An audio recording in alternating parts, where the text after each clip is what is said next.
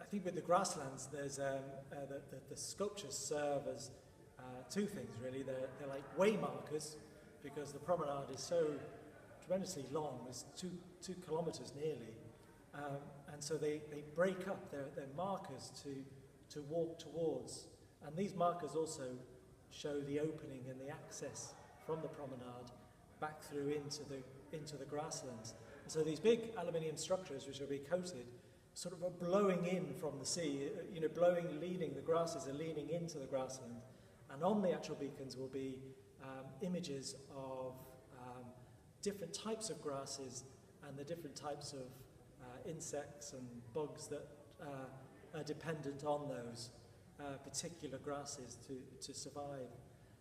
So they serve two purposes really. They tell a story, and they also mark and highlight the route along the promenade. You hear the language of habitats, and but you see those houses of all the human beings living up to the road there, and it's like we're building a housing estate almost for all this flora and fauna, and it's all been, the seeds have been collected, and all this effort has been gone in to recreate the exact conditions that were there before. And it's like all this, I think in our imaginations we've got to think, well, who's going to come and move in? Who are going to be our new neighbours?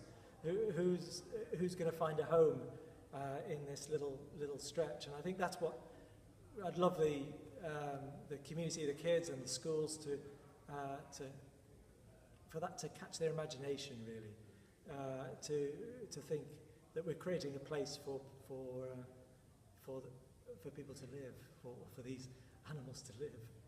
In the same way that there's a story, we live by stories, and you can animate them and tell them in different ways, in sculptures or whatever, but it needs a story for this little grasslands. And so under the umbrella of the Mythic Coast, we're thinking, well, could we get an author or maybe a poet to write a narrative, write a story that connects to this place, which is specific for this place.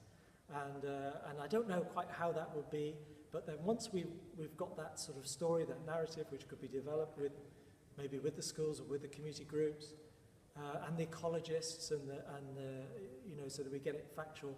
Once we got this story, then we can start to set that into the wave wall or into timber, or carve some of the elements, or illustrate it on some of the grasses. So we need to find this story, this narrative, and then it will be under the umbrella of the Mythic Coast. Perhaps it's personalising some of these different lizards and crickets and particular grasses, and so that we personalise them a little bit more, I suppose.